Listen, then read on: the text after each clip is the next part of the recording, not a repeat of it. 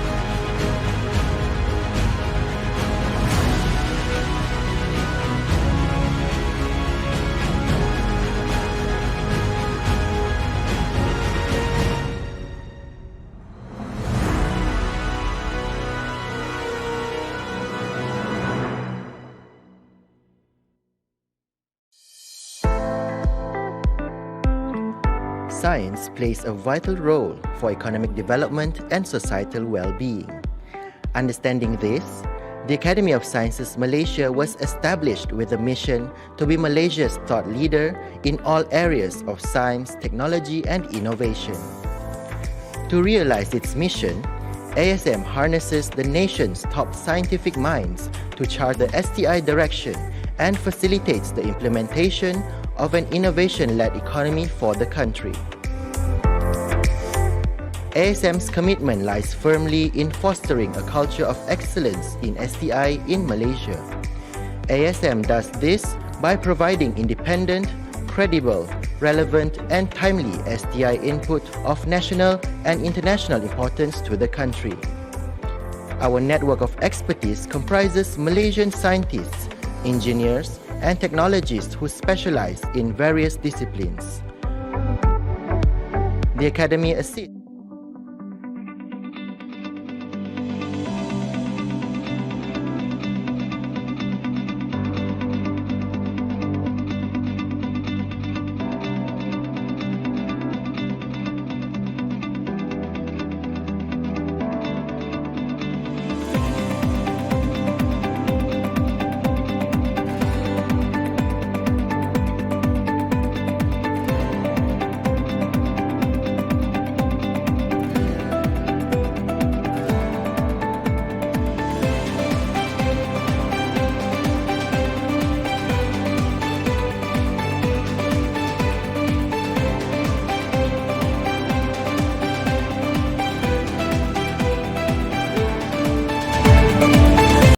Thank you, Mr. Chairperson.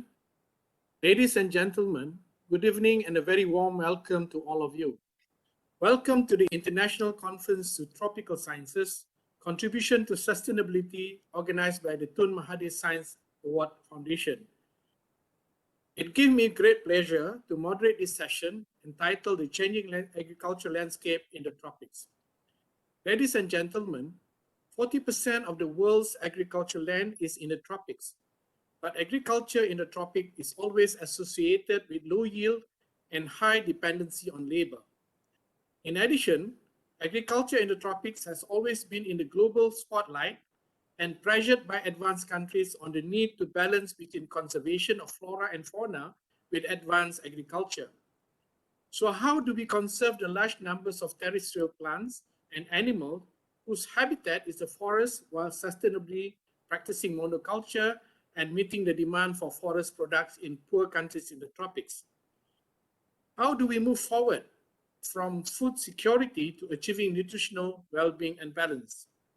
In addition, there are many promises such as the Industrial Revolution 4.0, the use of artificial intelligence, the Internet of Things, big data, precision agriculture, and the genomic era that can drive agriculture forward.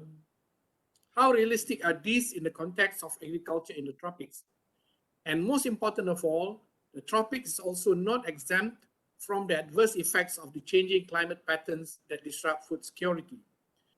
These are some common issues that need addressing moving forward.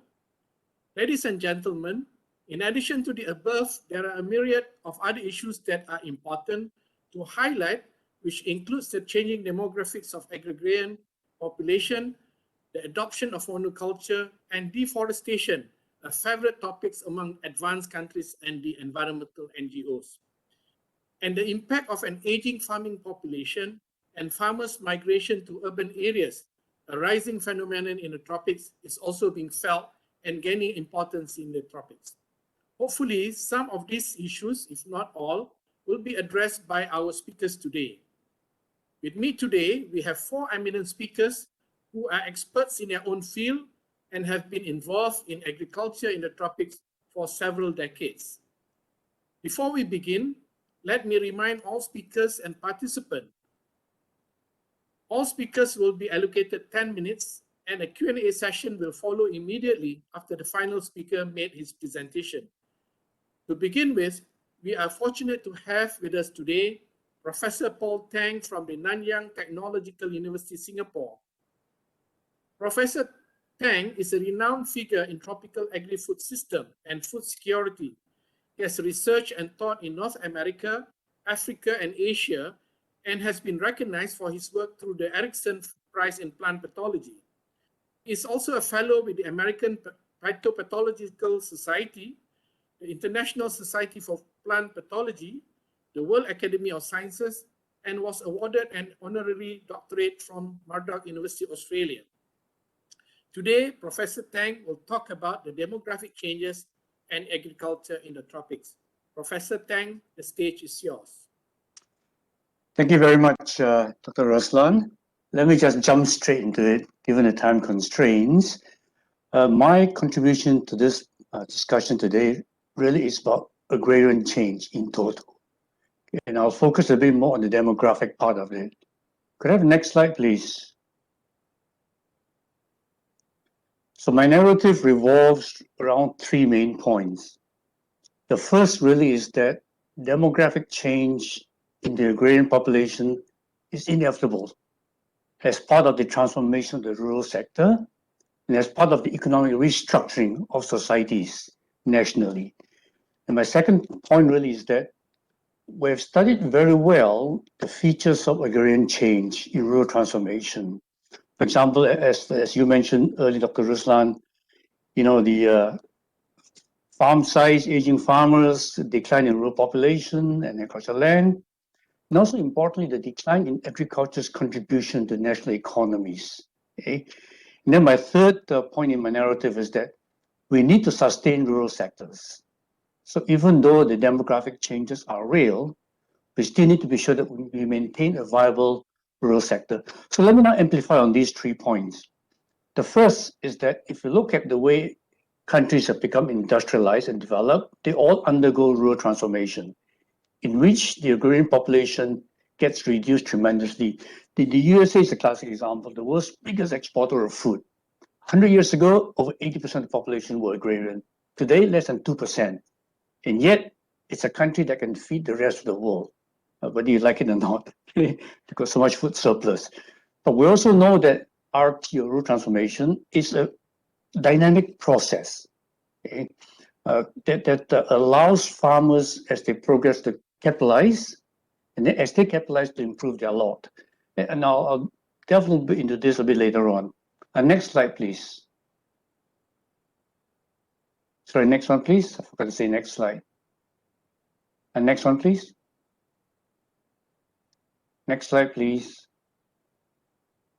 This is what happens when you're so used to moving your own slides. Next slide, please. Hello, next slide, please. Yeah, here we go.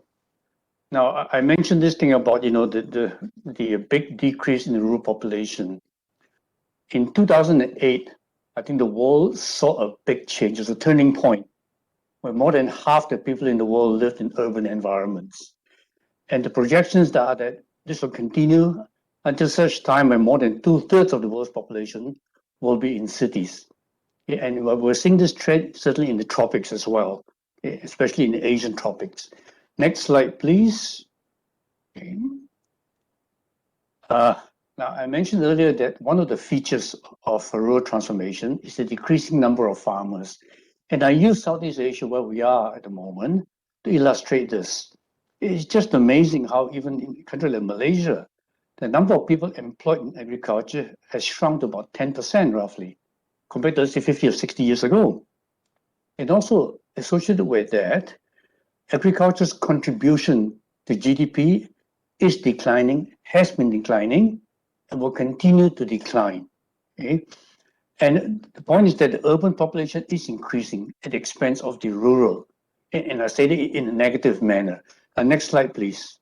Okay. We know that in Southeast Asia alone, there are over 100 million smallholder farmers, and worldwide, about 500 million in total, which also highlights I think the point that Dr. Ruslan raised earlier. Why is it so difficult, in fact, to create change in the rural population? It's because of this large number of smallholder farmers, each of which has their own management style. Now, linked to that is the fact that, we've got farm sizes in developing countries, especially in the tropics.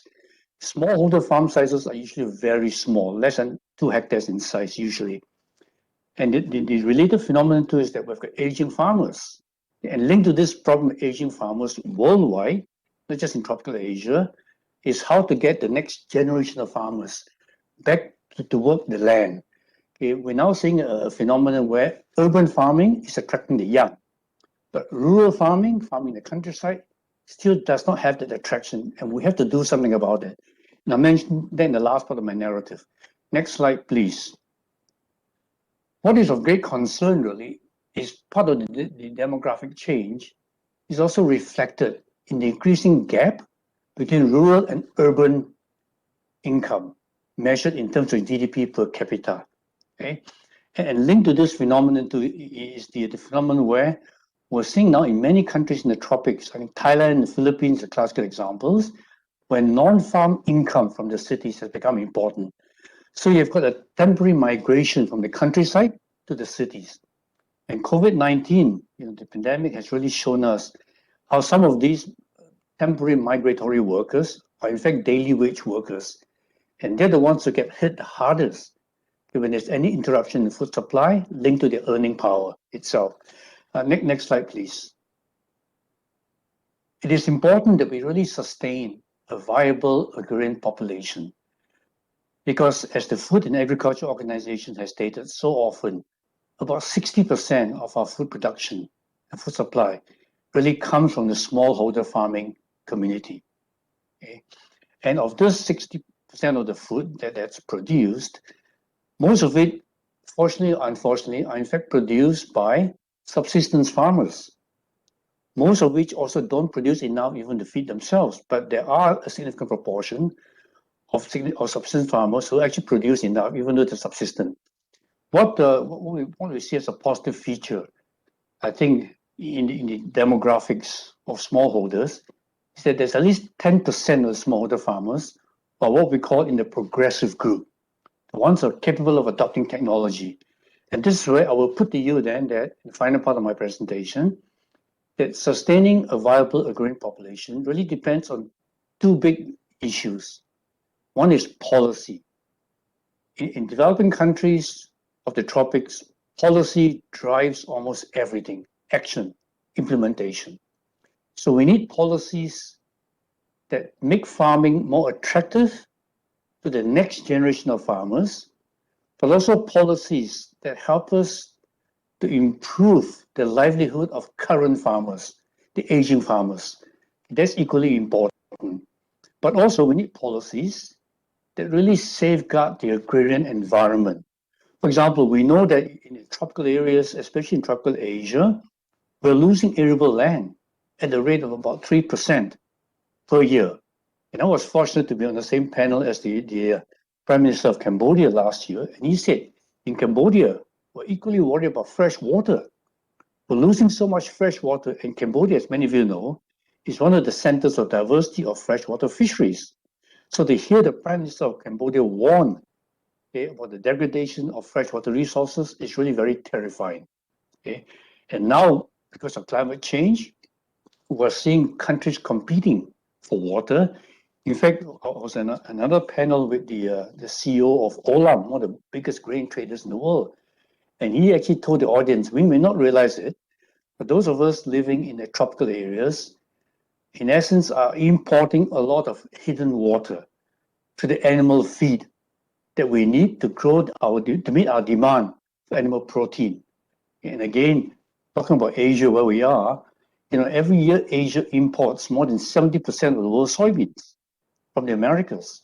In a sense, we're importing lots of water from the Americas, captured in the form of our animal feed, soybeans in this case, and also corn for that matter. So policy is really vital. And this is where hopefully, the recommendations from this particular conference will also address this issue of policy. Without policy change, policy consistency, we can't hope to have action at the agrarian level and farm level.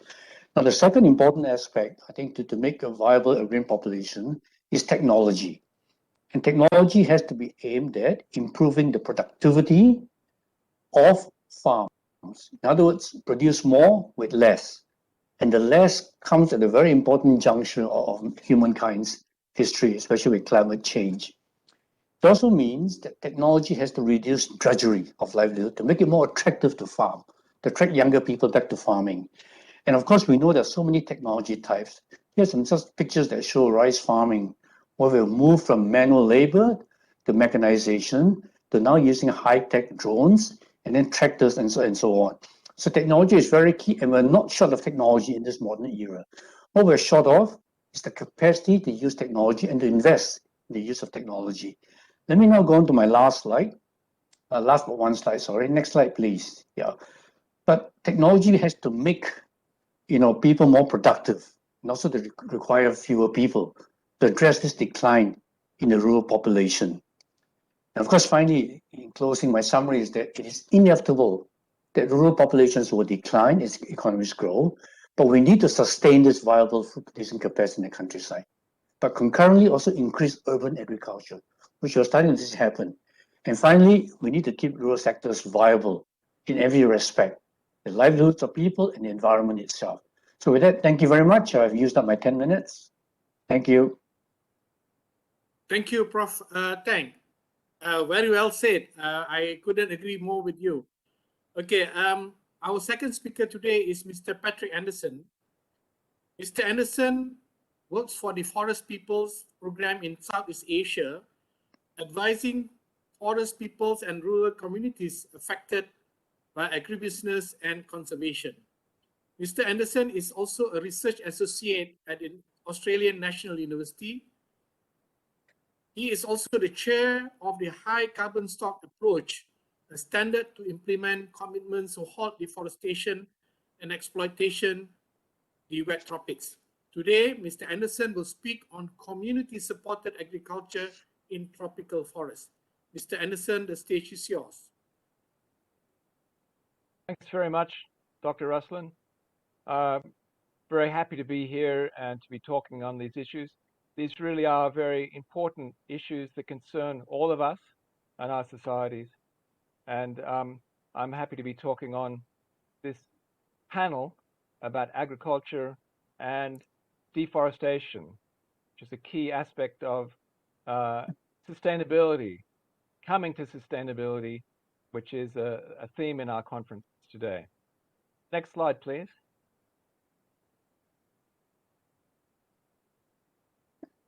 So I'm going to be talking about how pressures are coming from the market and are helping to transform production in tropical agriculture. So in 2010, starting then, dozens of companies, and now it's up to about 500 global companies, have made a commitment that they don't want to be associated with deforestation. They don't want to buy products that are derived from deforestation. They don't want to be buying oil palm or cocoa or beef. They don't want to be buying rubber or paper where the production is still associated with deforestation. So this is an important trend. We can try and resist this, but as the axiom goes, the customer is always right. And in this case, I think this trend will only grow. We will see in more environmental conditionalities coming from the market. So these companies you see listed here, of course, we can say they're from the West, but they're big companies all through the world. They're big in their sales in Asia, in Latin America, also in Africa. This commitment towards zero deforestation is also being made by governments. I saw a news article yesterday saying that the United Kingdom, which has the presidency of the climate conference starting next week, will bring a call to that conference for an end to deforestation by 2030. So they're calling on governments to rally with them to end deforestation, and there'll be discussions on how that can happen, what kind of support is needed. And we know the reasons why. Dr. Ruslan mentioned some of them, but the plants and animals that are threatened, the massive carbon dioxide emissions that come from deforestation, there are important reasons why these calls are being made. Next slide, please.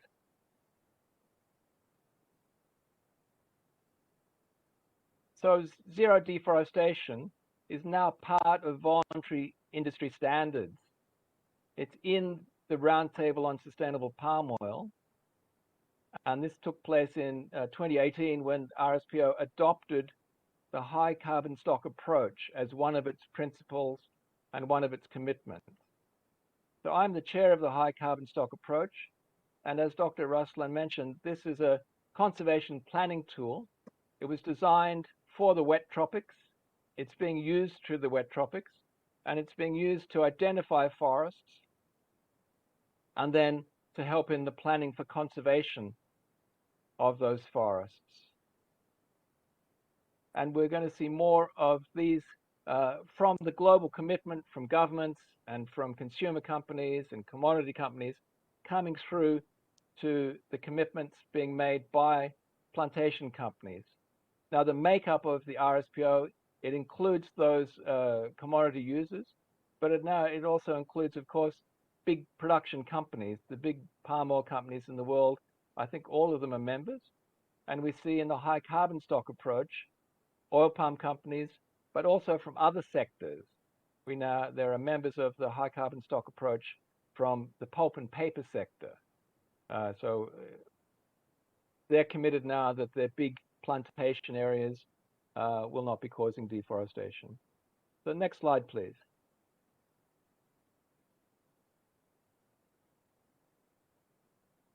So plantation companies are committing to zero deforestation and applying it. So are smallholders. And as Professor Paul Teng said, a large proportion of the world's food production is made by smallholders. And this is an important commitment that we're seeing now. And it's a challenge I'll talk about later in my talk. We're also seeing governments, subnational governments making commitments.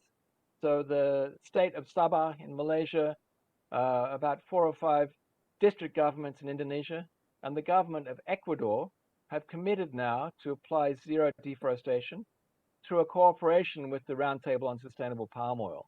So we can see this trend taking place in industry and also in government. Next slide, please.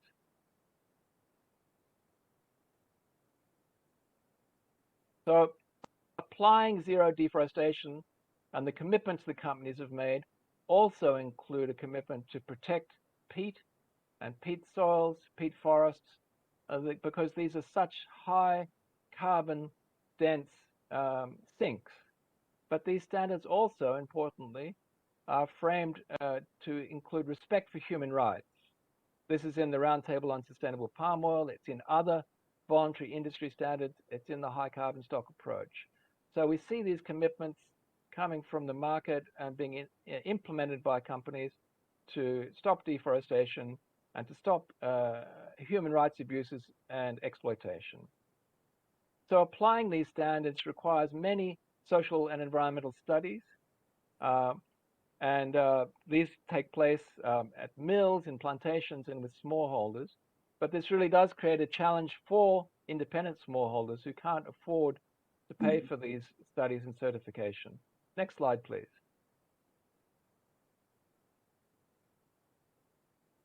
So the RSPO and the HCSA are developing simplified methodologies for independent smallholders. And the jurisdictional approaches I mentioned in Sabah and in districts of Indonesia and Ecuador are trialing schemes that can help smallholders and communities to apply the zero deforestation approach. Benefits and incentives will be needed to help communities to participate in these schemes. And one of the most important incentives and benefits that can be provided to communities is throughout the tropics, rural communities often suffer tenure insecurity. Their rights to their lands are not recognized and respected by government and industry, and that insecurity often leads to deforestation. So there's a positive, virtuous loop that can happen with these commitments to end deforestation and support to communities to help them secure their tenures through dialogue and cooperation with government. So everyone committed to zero deforestation is being invited to support community forest protection initiatives and sustainable livelihoods. We're seeing support now come from some of those commodity users on that first slide, the companies like Nestle and Unilever who've made a commitment to zero deforestation, saying we will help support small farmers. All of these steps, of course, need the support of science in the development of the high carbon stock approach. There was extensive cooperation and dialogue with scientists on how can we identify forest. Now, a forest isn't one tree. In fact, we could even say a forest, even a hectare of forest, probably isn't really a forest for the purpose of stopping deforestation. So there was a detailed cooperation and trialing that went on, working with ecologists and botanists, with geographers. And as I mentioned, these standards also include respect for human rights, and there's been close cooperation with economists, sociologists, anthropologists, and I think there really is a need, and we're seeing it manifest, this cooperation between science and society, between industry and government, so that working together, deforestation can be ended, forest communities and rural communities can be supported in protecting their forests and in making their agriculture areas more sustainable and productive. Thank you very much.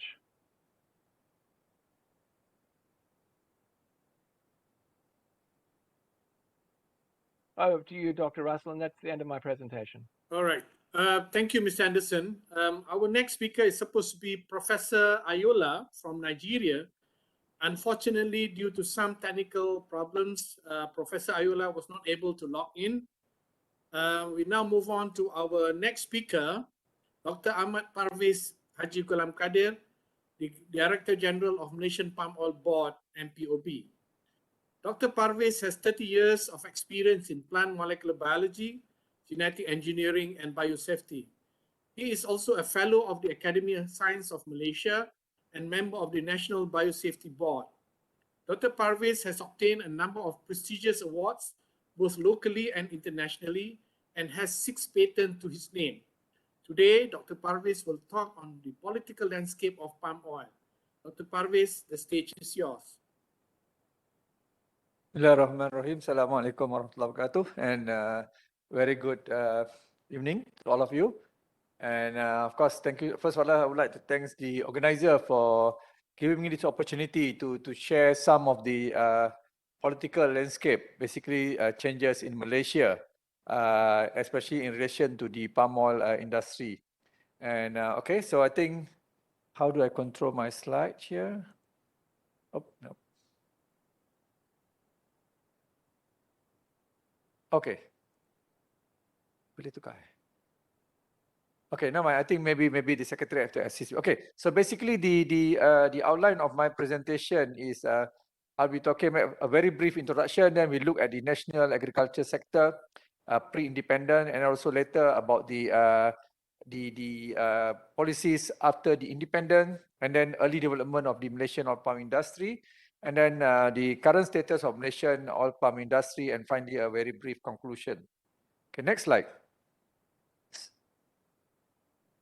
So basically, I think agriculture is sector has contributed very significantly to the national income and export earning, and it become basically a basis of economic growth and main contributor to the national economic prior to 1970s. Initially, I think most of the increase, this sector involved is basically production of livestock, fisheries, and other miscellaneous crop. And later, I think more and more major economic crops come in to increase the earning, where we have seen rubber and palm oil basically becoming major commodities in Malaysia. And of course, I think this also basically the contribution of these sectors have retained the workforce, including during the financial crisis, as what we are seeing now. And I think agriculture sector has contributed up to around 7.3% to the national GDP. And I think out of that, around 38% actually is coming from the oil palm industry. Okay, next slide.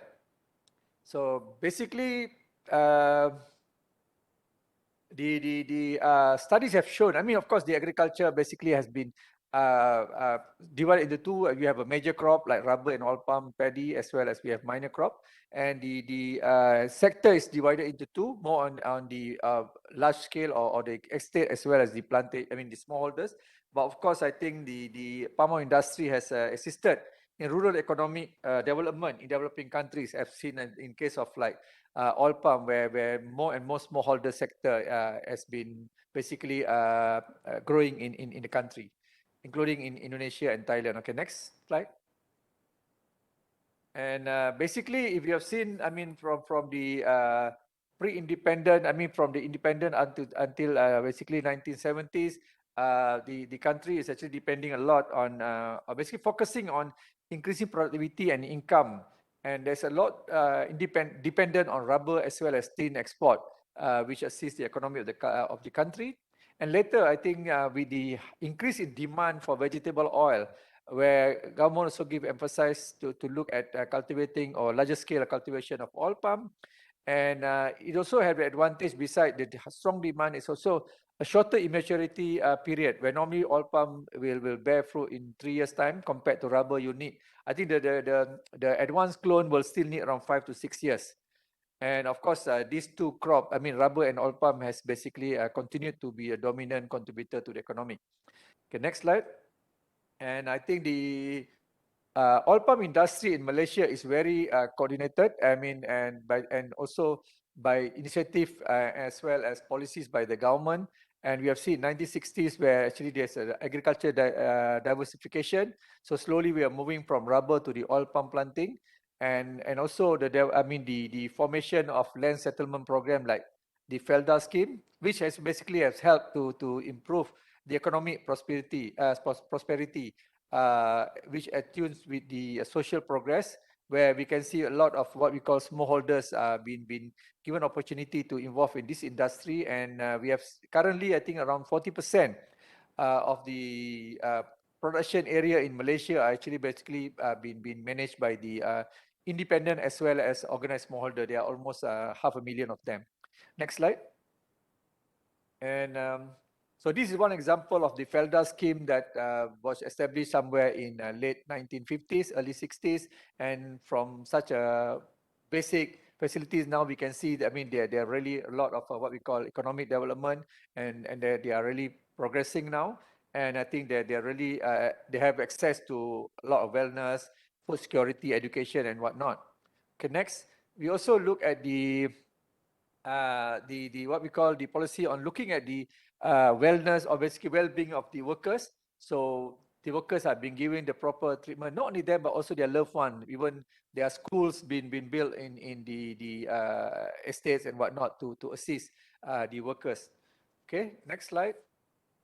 And if we look in terms of the policy also, I mean, looking at people are talking about sustainability and whatnot. So I think like in the case of the Malaysian government, one of the policy recently is actually also to curb, or basically not to say to curb, but basically to cap the cultivated area. I mean, with this issue of deforestation and whatnot. So government in 2019 has made a policy to cap the total area of oil palm planted area at 6.5 million hectares. And this involved, I mean, the ban or conservation of forest reserve area into oil palm plantation. Similarly, there's no more planting on peatland area been allowed, as well as to strengthen the regulation to avoid planting on basically peat, as well as how to regulate them once the peat area has been planted with oil palm. And also to make available the oil palm plantation map for public access. Next one. Similarly, I think the on sustainability also, I think the oil palm on oil palm production, the government has made sure we comply with all the international agendas. Like example, during the Paris what we call agreement here. And Malaysia made, what we call agrees to cut the GHG emission intensity by 45% by 2030. And so far we have achieved around 33% up to 2013. We still are looking at what is the current rate of reduction. And similarly, I think we made a commitment during the Rio Summit to maintain at least 50% of our land area under forest cover, and currently we are still have around 55.3% currently. And also, I think the sustainability, we also follow all what we call the SDGs under the United Nations. Okay, next slide. And okay, I mean, among the initiative taken by the government also in terms of sustainability, we are really taking care of especially on the conservation. Among the initiative are basically to initiative like planting 1 million forest tree in 10 years. And then we also have a lot of support to protect the wildlife, especially orangutan, the Malayan tiger. And then we're also working on the center forest mine, where to try to maintain the forest complex and try to link the animals which are separated by the plantation. And also the initiative on Heart of Borneo together with Indonesia and Brunei, where also involve a lot on what we call the conservation. Okay, next slide. The Malaysian government have further shown the commitment in terms of what we call the sustainability by making the MSPO, Malaysian Sustainable Palm Oil, as a mandatory. And this mandatory come effective 1st January 2020. And I think the only what we call sustainability scheme exists in the world that it make mandatory for the whole scheme, including the smallholders. Whereas the others are more what we call elective. But here it's a mandatory, and for all the sectors. And next slide, we just to share with you the progress of the MSPO. And currently we have seen that, government has also give a lot of financial assistance in terms of, like for all the smallholders, independent smallholders, 100% of the cost for sustainability certification is paid by the government. And similarly, a certain percentage to the estate and the organized smallholders. And currently, around 55% of the organized independent smallholders has been certified. 100% of the organized and 97% of the estate has been certified. Okay, next slide. Besides that, the government also try to help the smallholder, actually to assist them to make sure that they remain sustainable and also to maintain their well-being. So government also have a lot of incentive basically to scheme, loan scheme for replanting, for improving, to what we call the agriculture input, as well as, we also provide some fund in terms of for them to do integration of crop as well as livestock. Okay, next slide. And of course, this is some of, okay, next slide. You can skip this one. Okay, this is also one of the scheme for integration. Okay, next slide.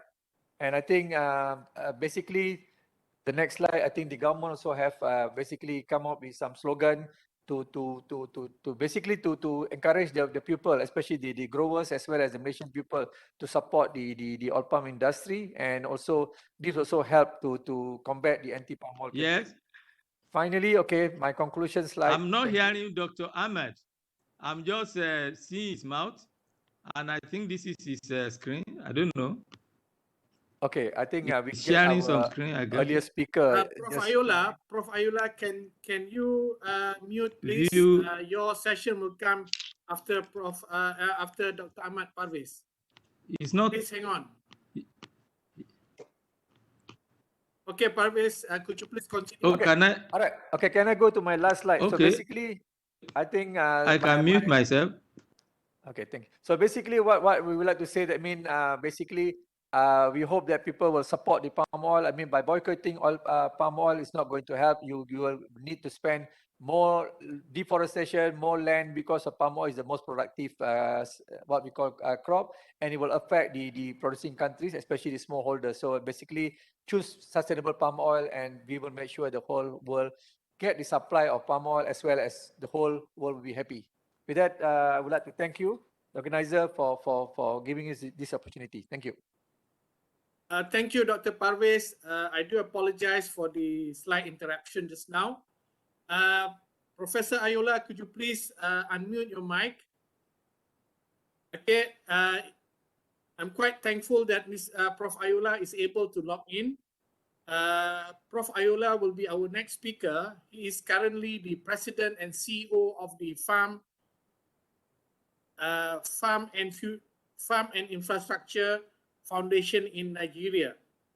Professor Ayola is also the chairman of Voices for Food Security and member and subcommittee chairman of Nigeria Zero Hunger Forum.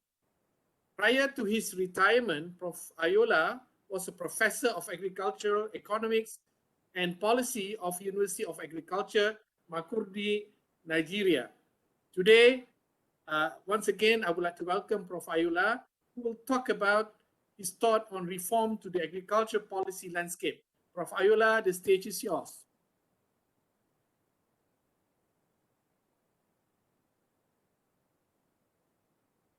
Prof. Ayola, could you please unmute your mic, please?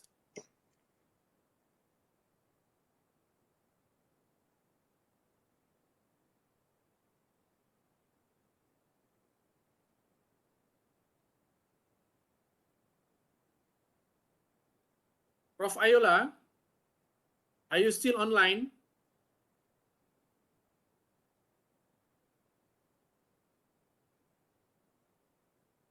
Okay, we give another 1 minute for Prof. Ayola to log in again.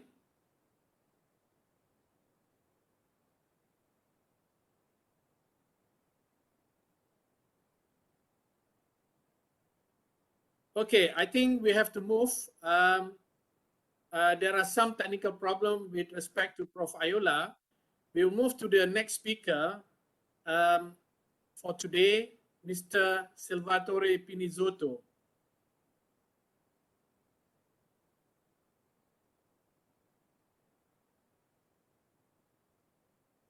Okay. Hello?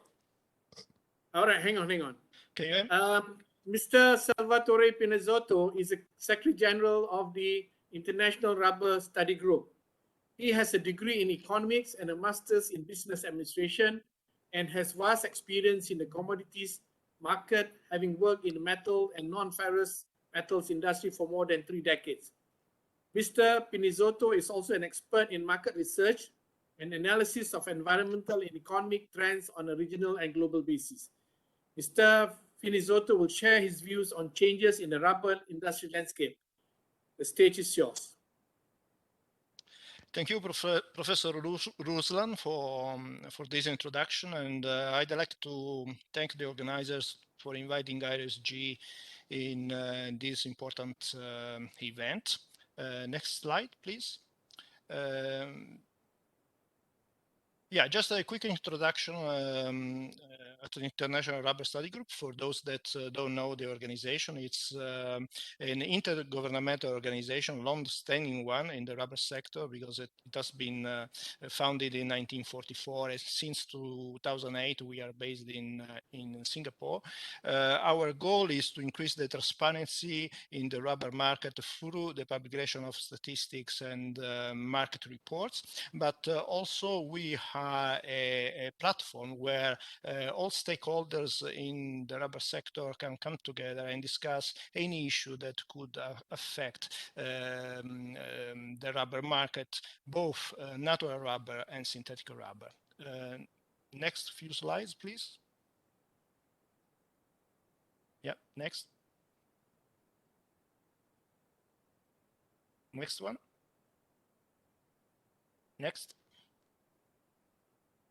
So we, of course, collaborate with many organizations, some being part of the UN system, as you can see from this slide, but also we collaborate with the International Rubber Research and Development Board, C4, CURAD, and the Global Platform for Sustainable Natural Rubber that is also based in Singapore. Next. So we are, during this presentation, I'm going through a few facts and figures related to the natural rubber industry. And then we are going to see what are the main challenges, but also the main opportunities for natural rubber producers and consumers. And also we will speak about climate change, that is an important element to take in consideration, as it is already impacting the natural rubber production nowadays. Next one. So we know that the large-scale cover changes are occurring throughout tropical areas, driven by the increasing demand for materials, raising concerns. Hello? Raising concerns Whether on I can do what? Prof. Ayula, could you please wait until we invite you after? Whether I can share? Miss Prof. Ayula, can we? Okay, sorry for the interruption, Mr. Pinisoto. Could you please continue? Yeah. What do you want me to share? So, in 10 minutes time, Prof. Ayula, 10 minutes time.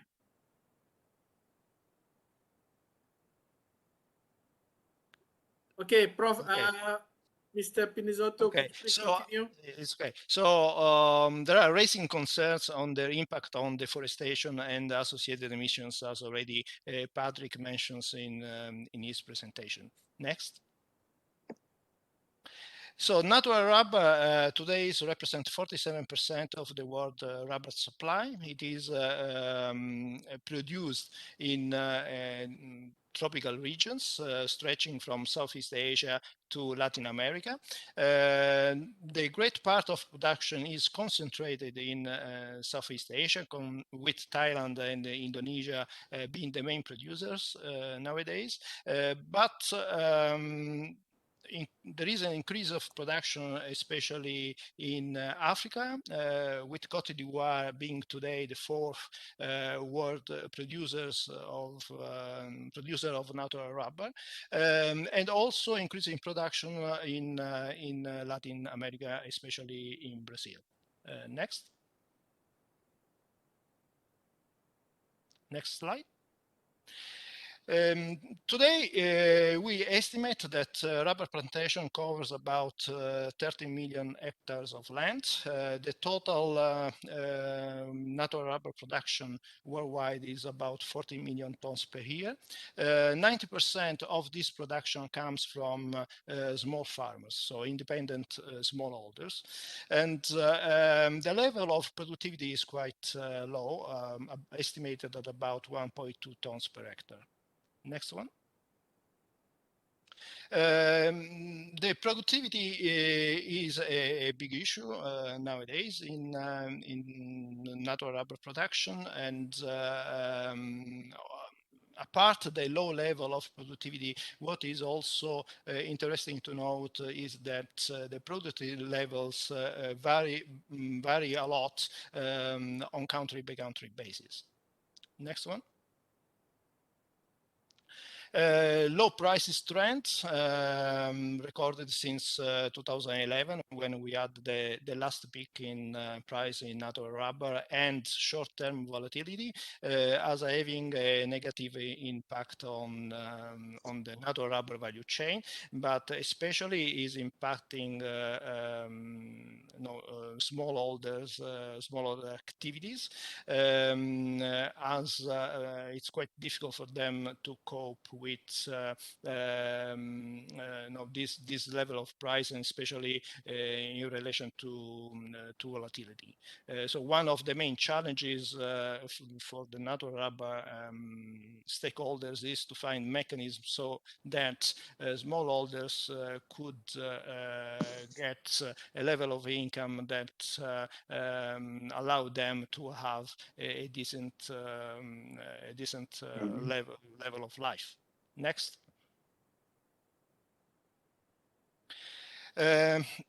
The peak in prices in 2011 has driven a lot of area expansion of natural rubber. We have recorded a 25% increase in total rubber area driven by non-traditional regions. Area expansion increased more than 3 million hectares in the last decade.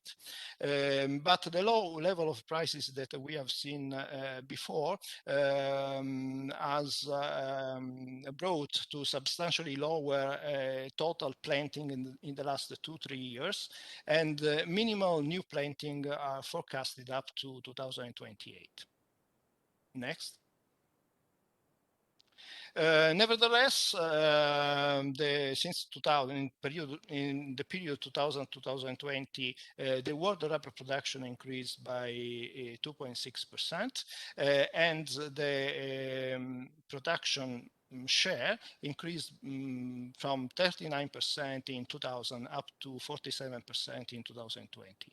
So despite some issues, the natural rubber production continued to increase.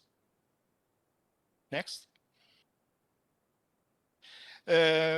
So we have to consider that the natural rubber sustains 40 million people around the world with their families, and with a supply chain generating more than $300 billion US. We have some issues that are specific to rubber, but not only, and certainly, we can say that farming is becoming less attractive, and it is a labor-intensive activity. There is a low availability of skilled workers because also the aging of the farmers. Production costs are increasing while productivity is declining. There is a limitation to access to finance, especially for smallholders. And the age profile of farmers is changing. We need higher participation of youth and women in this sector, and the issue is how to attract them in the upstream of the natural rubber industry. Next. Certainly, climate change is one big factor. Now, climate change, as I said previously, is already affecting natural rubber production, and it will stay with us for the long run, I would say. So it's something that we need to address. Next. For this reason, in June 2020, IRSG has organized together with IRDB, C4, and CIRAD a workshop, an open workshop addressing natural rubber systems and climate change. We have tried to identify what we know about the relationship between climate change and natural rubber, but also try to see what are the gaps in terms of knowledge that we need to address with further research activities in the future. Next. So there are resources available. There are the proceedings of this workshop. There is an executive summary, and there are some few papers that the Energy Secretariat has written together with C4 and IRD sustainability context of climate change. These resources can be downloaded freely from the IRG website. Next. So, but now, to summarize, what has been the outcome of this workshop and meetings? We know what is the impact of longer dry seasons and more variable precipitation threaten the survival of young plants. Most pests and diseases are affecting rubber and are influenced by climate condition. Climate change will modify their distribution and impacts. There is a shift in climatically favorable areas. Some traditional areas become less favorable, and some marginal areas become more unfavorable. Now, we need to understand that rubber plantations are localized in areas where the mean annual temperature ranges from 26 to 28 degrees Celsius. This raises uncertainty about the future in a context where temperatures are expected to increase by 2 to 3 degrees following IPCC scenarios. And at the moment, almost nothing is known about the growth and the adaptation generation of rubber clones under these upcoming high temperatures. And even less is known about the impact of the yield under those conditions of increased temperatures. So we need to do a lot of study and a lot of research to understand what is the impact of these higher temperatures in relation to production of natural rubber. But we know also that we need to put in places policies and techniques that will help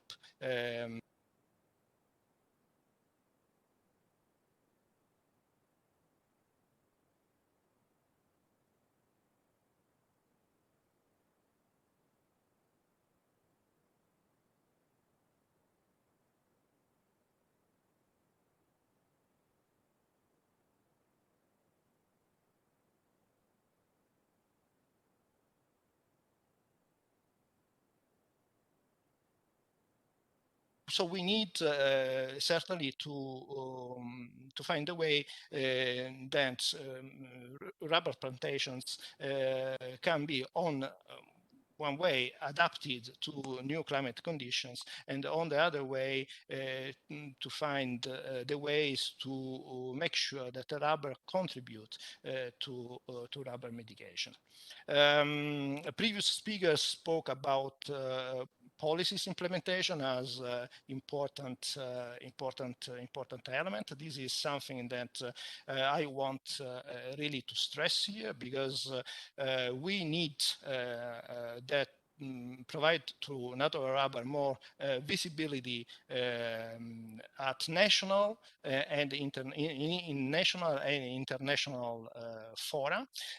We need that natural rubber is included in the nationally determined contributions of the countries, and we need that natural rubber is included in the national adaptation plans, because all in this way we can address properly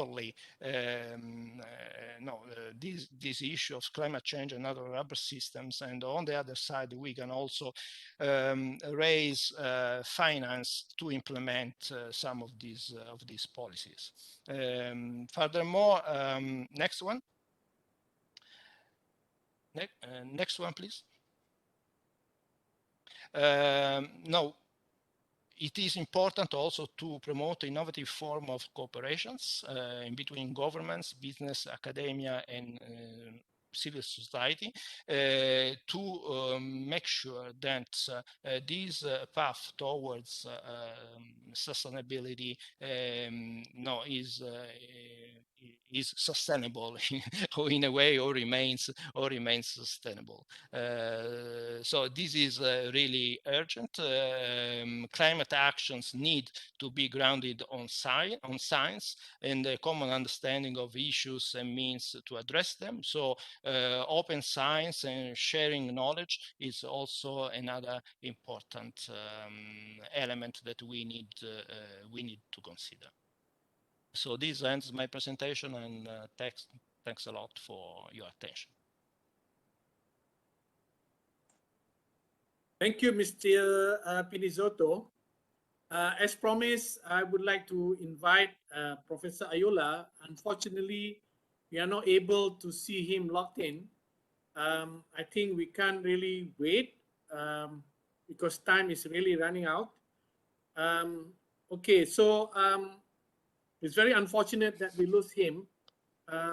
We would like to listen to what is happening in the tropical parts of Africa. Anyway, moving forward, I think we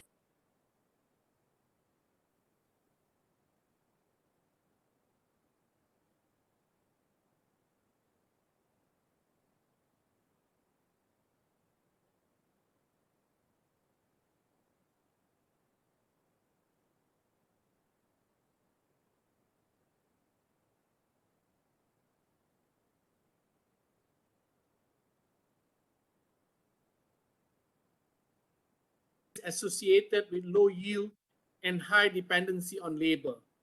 Can I have some views from the panelists? How do we move forward in addressing this stigma?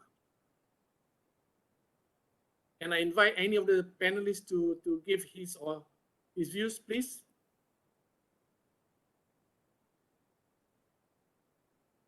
Or maybe Professor Paul Tang, you have got any views on this? Well, sure. Let me break the ice. I think. Well, certainly, I think you're right. There is a stigma, but I'm not quite sure how valid that stigma is anymore. I see. If you look at the Green Revolution, 50s, 60s, since the early Green Revolution, we've seen an increase in productivity. In other words, yield per hectare of all the major food crops and also the industry crops and so on. Especially when you look today, for example, you go to the Mekong Delta, you go to even the Mada area in Malaysia, the productivity today of the smallholders far exceeds what it was 20, 30 years ago. So I don't think it's a fair statement to say that there's been, a decline in productivity in any way. Now, the dependency on labor is another interesting question. Yes, labor is linked to drudgery. Okay? Amongst the subsistence smallholder farmers, there's a high level of labor use. But as farmers progress, and the classical example, in fact, is in tropical China and parts of India, where as farmers capitalize, they've now been able to afford machinery, and in the process, in fact, reduce drudgery and reduce the need of labor, for very, very basic processes. So I don't quite agree that, this link is a valid one. And I think we can do a lot more. And now that we see, rural transformation occurring, okay, we can expect, that the rural sector will be transformed more and more with less labor. I gave the example of the USA, right, where today 2% of the population farm and they feed the world, compared to 100 years ago when 80% of the population were farming. Okay, so that there are all those lessons that we can learn basically. I think I'll stop there. Yeah, thank you. All right, thank you. Thank you for the views. What do you say with respect to the oil palm industry, Dr. Parviz? Have you got any views on that? Thank you so much, Dr. Roslan. Yeah, I think this is something very, very important. I think this, not like what Prof. Teng mentioned. I mean, maybe looking at the condition for oil palm industry, I think which is a very labor incentive, and I think the nature of the oil palm. I think if we're looking at the, we are not saying that it's really declining, but it doesn't really seem to show any increase in productivity. I mean, like, maybe 10 years ago, that we were trying to increase the yield from existing around, 20 ton per hectare of the fruit bunches per year to 26. And we could not achieve that. And I think, of course, I think there are many aspects to it. But I think one of the issue that we face, because this industry is very laborious and also it's known as what we call 3D, dirty, dangerous, and difficult. So we doesn't really have much of local are really keen to work in this industry. And we have seen that, I mean, there's a lot of dependency on labor, and especially during the COVID, what we call pandemic, since March last year to currently. That means there's no new, what we call foreigners have been allowed to, laborers are allowed to come in. And we have seen that, the yield has, or basically the production. Last year, our production, it was around 19.14 million ton of crude palm oil. And this year, we were hoping to achieve around 20. But looking at the current situation, up to September, we only achieved around 13.3 million ton. So we are anticipating only this year, we will only achieve maybe around 18 million ton. So that's a drop of around 10%. And this is mainly due to the insufficient amount of labor in the plantation. So basically, this is where I think is a real scenario in this kind of industry, especially in this part of the world, and also not only affecting the big players, but also affecting the smallholders, because most of our smallholders, their average age is around 59 to 60. It's a retiree age, and I don't think they are capable to go to the plantation and do the harvesting of this crop themselves. So that's why I think looking at this, I mean, for the oil palm industry, I think, especially in terms of labor, we need to move more into mechanization. So this is where I think, especially now with the very high, I mean, basically the price of palm oil is very high now. I think on the 21st, I think we have the highest in the history, which is 5,366 ringgit with the highest in history. So this is the time I think maybe the plantation, including the smallholders, have to start investing into mechanization. MPOB, we have developed around 50 different technologies, and I think, but oil palm, it is not like those in I mean these annual crop like wheat, corn, where you can do combine harvester and whatnot. Because oil palm is planted in various different what we call environment, different landscape and different areas, of course with different soil type and whatnot. So that means we are investing seriously on mechanization. We, in fact, I think the government also have fund around 30 million and 30 million from the industry. We are now we just launched what we call the mechanization and automation consortium of oil palm research. So this is where we are seriously looking at coming out with really practical mechanization tool, especially to harvest the bunches. This is where I think there's a lot of losses on the ground, losses to the industry, and including for the smallholders, when a lot of crop could not be fruit could not be harvested due to not enough labor. And because this oil palm grows very tall, we plant normally up to 25 years. So harvesting is a major issue there. So that's why I think a lot of effort need to be given, and I think there's also time that the industry should invest a lot with this high price to go into mechanization. So slowly we have to reduce the dependency on labor, and hoping also when we go more on mechanization, we could also depend more on our local to be placed in industry. Thank you. Thank you, Dr. Parvez. Can I have your views on this, Mr. Pinazzoto, where we are dealing with rubber, which is more labor intensive compared to oil palm? What is your view? No, of course, increasing in improving yields, increasing in productivity is the way forward for natural rubber. I think if any increase in production would come in the future, it will be because we increase productivity and not because we increase land use. So this is very important. But there are some issues that we have to consider. And I showed a graph where clearly you can see that the yields vary on country by country basis, and these need to be addressed at national level. We have the impression that there is a gap in between what we know in terms of research and development, what we know in universities, and actually what it happens on the ground. I think we need to implement this knowledge transfer from studies to the ground level, and this is certainly a big challenge. We need to implement good agriculture practices. We need to take care of the oil quality, because that is the soil quality, because that is important to maintain increase yields. And we need to have also better clones. Certainly there are plant breeders that are trying to produce vigorous clones, high yielding in both latex and timber resistant to the major diseases, and with a higher maturity period. So I think there are things that could be done. Of course, there are some challenges there, and it will need time. Okay. Have you got anything to add, Mr. Anderson?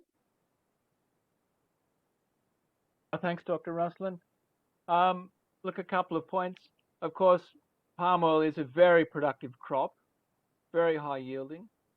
And as we see these commitments to stop the expansion through deforestation, then I think we will see even more attention to increasing yield on existing area. And where high yields are possible, then of course they can maintain more people gainfully employed in the sector.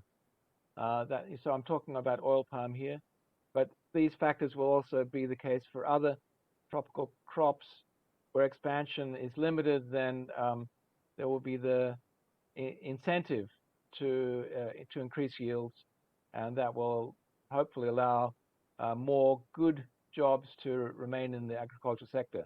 Thank you. Okay, thank you, Mr. Anderson. Okay, Mr. Anderson, again, on to you. It is quite interesting to hear that United Kingdom is really pushing forward on zero deforestation. But this is the real challenge that the tropical countries are facing. We have always been in the global spotlight where advanced countries like UK always seek tropical countries like Malaysia, Indonesia, and all those that are heavily involved in agriculture to balance between conservation of flora and fauna with advanced agriculture. Can I have your views on this? Where advanced countries, if you look at their track record, they are not that good as far as zero deforestation is concerned. Can I have your views on that? Thanks, Dr. Ruslan. Look, I agree. If we look, in Europe and United States and in my country, Australia, the deforestation has been substantial. And in my country, Australia, is still continuing. In Europe and North America, of course, it's changed now. And there's more regrowth, more forest regeneration each year than loss. But that's because so much was lost a century ago. But if we look at surveys that take place today through the tropics in Malaysia or in Indonesia, in Brazil, the vast majority of people, citizens of those countries, want their forests to be protected. And in fact, if you ask rural communities who have forests, while they may wish to develop some of that area, in fact, they also want their forests to be protected. They want to be able to maintain forests. And so I don't see so much of a contradiction there, really, in terms of societal interest. That we have some common goals now in terms of, protecting forests, increasing productivity in the agricultural landscape, and addressing climate change, and that maintaining forests and improving agricultural practices are both key parts of addressing climate change, and also maintaining forests is critical for habitat. So I don't see a fundamental contradiction. I think the challenge is how we work together. And so I think that's an important, it'll be important to see a response from countries around the world to the UK's call to say, yes, I hope to see this anyway. Yes, let's work together to protect forests. How can we help each other to do that? What is needed? What kind of support? And from my work with Forest Peoples Program, a key thing will be providing security of tenure to communities and their forests so that they can maintain their areas. Thanks very much. Okay, thank you, Mr. Anderson. Can I have additional views from the other panelists, please, if you have?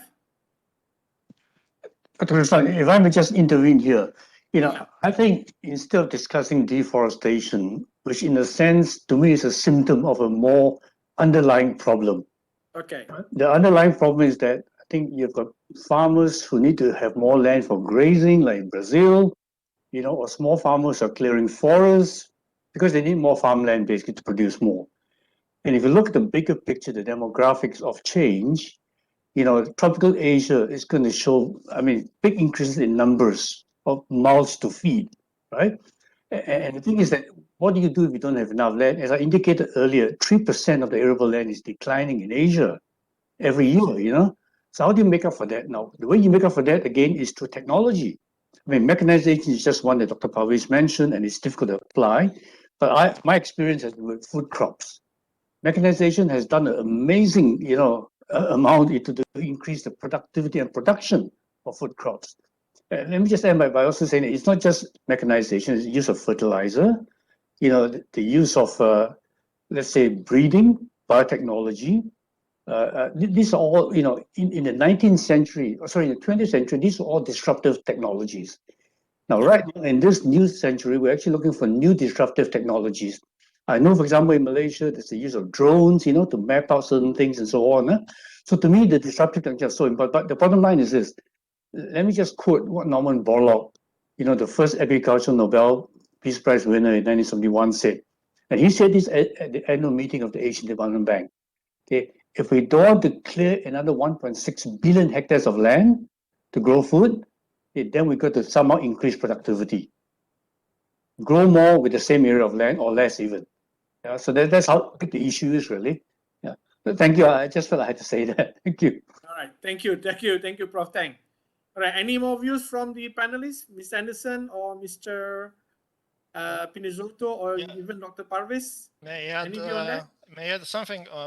Because I think the key words that Patrick mentioned is collaboration. I think that is really key, not only among governments, but in between various stakeholders. I think that is very important. On the use of innovation, mechanization, and new technologies, in principles, I agree. In practice, I think at least in natural rubber is now some of the application of some of these new technologies is quite challenging because simply because sometimes we don't have infrastructure. I mean, sometimes we don't have internet in remote areas in many countries, not only in Southeast Asia, but also, for instance, in Africa or even in Latin America. So we need first to make some big investment in infrastructures, and on these maybe governments together with the private sector could help, and also we need a new kind of farmers if we want to implement these new technologies. That it means that we have to invest in education and to attract also the next generation or the current generation, I would say, and bring them in the natural rubber industry, because in this way we can make this a bit more attractive. All right, thank you, Mr. Pinizotto. I just want to have a probing question here. Okay, to me, I believe every crops have got their own challenges, right? You look at kiwi fruit, you look at wine, they all have different challenges. It's quite interesting to say that Dr. Parvis mentioned that all palm has got different sets of challenges. So can I ask this question? Are we approaching mechanization all palm the wrong way? Because to me, mechanization is not one solution that can solve all problems. Okay, so it has to be addressed specifically to specific tasks. And I think this is where probably the oil palm industry must have approached the issue on mechanization the wrong way. I don't know. Can I seek your views on this? That's interesting. Thank you, Dr. Roslan. I think, what happened is that I think maybe it's not to say approach the wrong way. It's just that maybe we didn't really foresee what is coming in the future. I mean, by right, when we started, because currently now we are looking at maybe using drone and whatnot, looking at the mapping the oil palm planted area and whatnot, with all the different terracing and whatnot. Now we realize when we go into mechanization, I mean, MPOB, we have developed around 50 different machines for harvesting, for maintenance and whatnot. But once you apply in the plantation, then you realize that it may be suitable in one area but not the others, because the whole spectrum, I mean, basically you're looking at certain part, there's a lot of peat areas, certain part you have a different type of soil, certain type there's a bit hilly where you have terracing.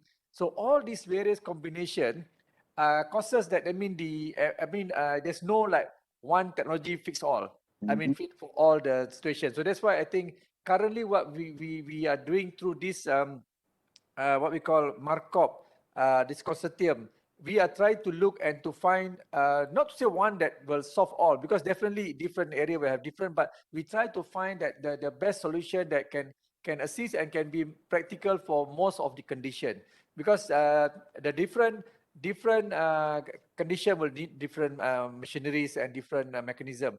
So basically, we trying to now just focus. I think the major part of the oil palm industry, which is very labor intensive, that you need labor for since from the planting, maintenance, and harvesting, of course, even evacuation, you have all these big bunches that you need to carry, and they need to be carried as soon as possible, because otherwise the quality will deteriorate and whatnot. So the whole mechanization, automation is very important. So far we are focusing, because the biggest bottleneck is actually on the harvesting. So that's why we're trying to even look at drones, looking at exoskeleton, mechanization, mechanical harvesters, using electronic as well as using petrol. So trying to improve this part of the process, where we hope that we can harvest, because otherwise you have a very productive crop, but you could not harvest, and that's where you have a lot of losses. Like this year, we are anticipating more than 10% of yield losses due to the fruit could not be harvested on time.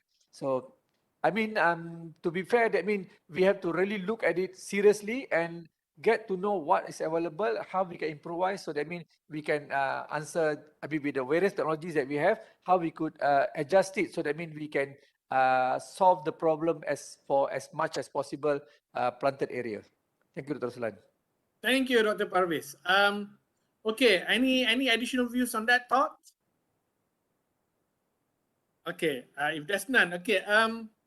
I would like to bring your attention back to the initial comments that I passed when I mentioned about industrial revolution, artificial intelligence, Internet of Things, big data, precision agriculture, and genomic era. So, do you think that these new toys will be really applicable in the tropics? Any views from the panelists?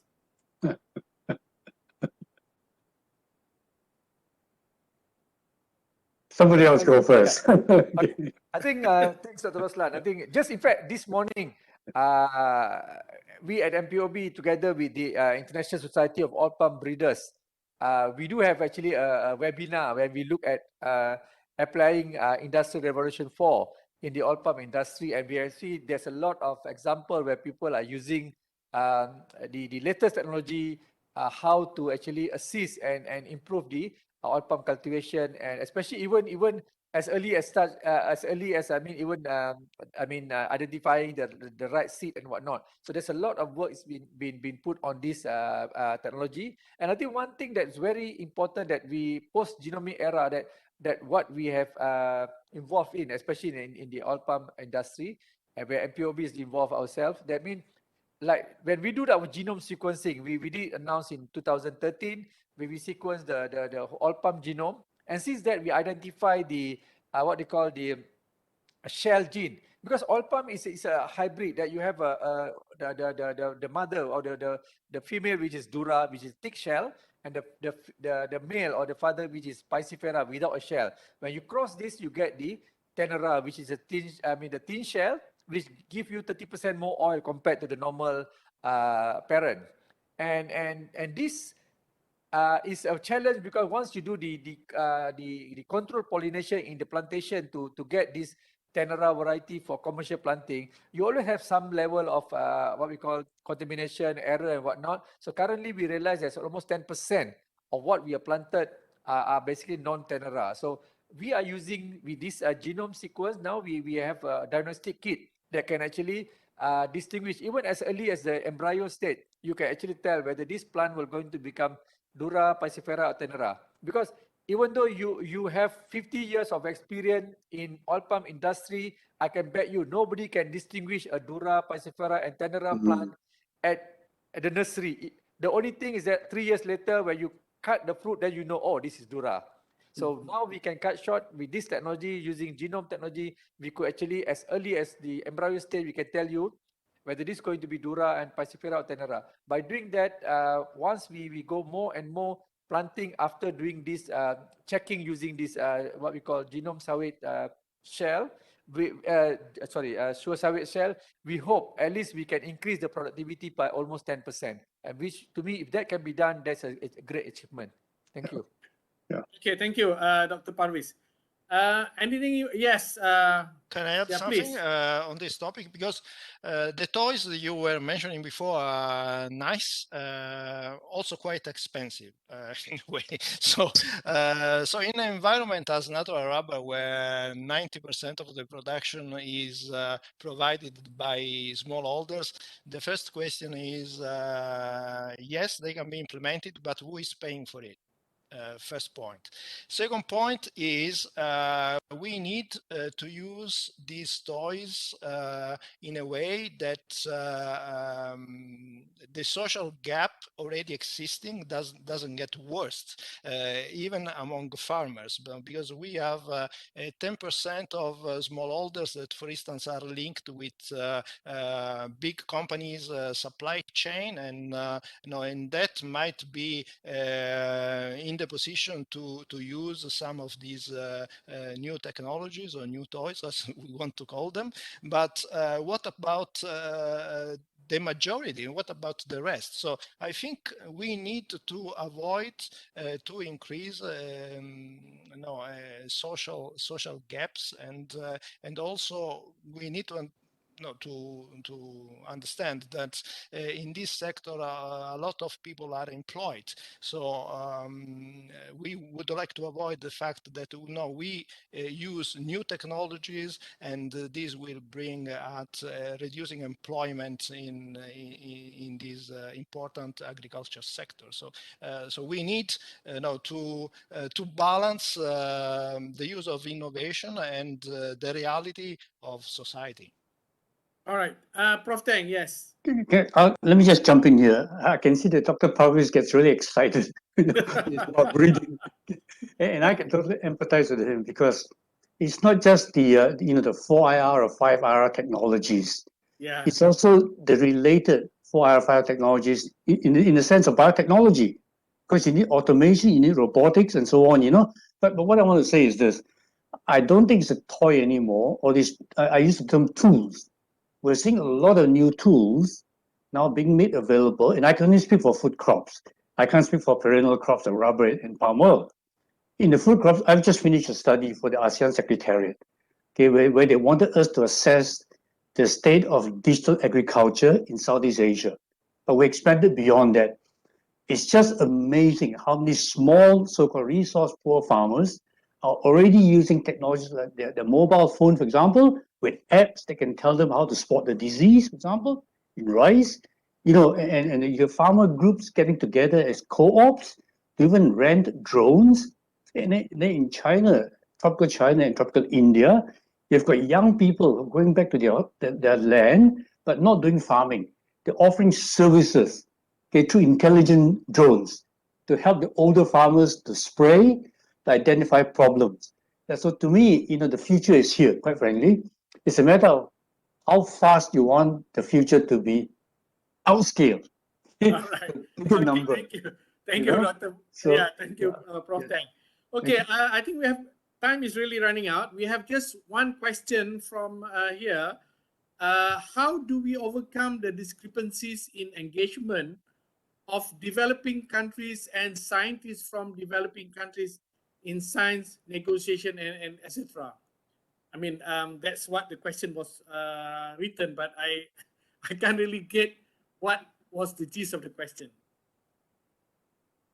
Do I need to read it again?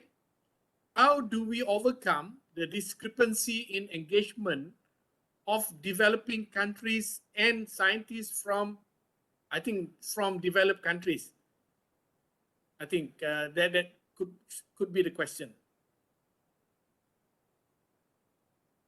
Any taker? Okay. Well, if there's none, then we have to move on. Yeah. Yeah. Okay. I can respond. Look, if we look at the issue of climate change, there will be need for very extensive collaboration, all countries in the world, and scientists in every country to collaborate and cooperate, so that we understand the problem, we understand the causes, and that we come up with solutions together. So I think that the international fora, like the Conference of Parties taking place next week in Glasgow, and the commitments that come from that to reach to halve global emissions in the next decade, to be carbon neutral by 2050. It's imperative that all countries commit to cooperate in that, and so that scientists from the south and from the north can work on those issues together. So I think there are many areas for collaboration, and I think that's my response to that question is, let's look for where there are global challenges, and let's work together as scientists and help to come about with local solutions that can help locally, but also be part of addressing global challenges. Thank you. All right. Thank you, Mr. Anderson. I think in view of the time constraint, I may have to end this forum. But before I end, I would like to reiterate some of the take-home messages from our speakers' presentation. One, Professor Paul Tang did mention that demographic changes in the agrarian population are inevitable and part of rural transformation. And he focused on the attractiveness of the industry, policy, and technology, which have to be really seriously considered. And our second speaker did mention about zero deforestation. Will it be a reality or just a wishful thinking, especially to big customers? As always mentioned, customers are always right. The oil palm industry is much regulated and has contributed greatly to the country's development, especially Malaysia and Indonesia. This is probably due to the efficiency and the productivity of the crop as opposed to the other agriculture crops such as rubber. But there's still work in progress that needs a lot more input from scientists and practitioners. And finally, with the introduction of new technologies, increase in demand for natural rubber, better understanding of the crop and system involved, the rubber industry is about to make a comeback. And before I end this panel discussion, I would like to take this opportunity to thank all the four speakers for such an interesting views on the subject matter.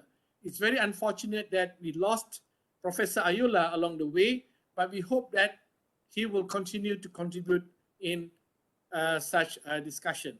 And to the audience, thank you for your participation and thank you for the question raised. I hope we have learned some interesting thing today, and I hope the views expressed today will chart the future directions of agriculture in the topics.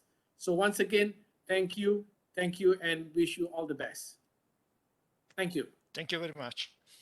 Thank you. Thank you. Thanks, Dr. Ruslan. Thanks, everyone. Thanks. Good night. Good night.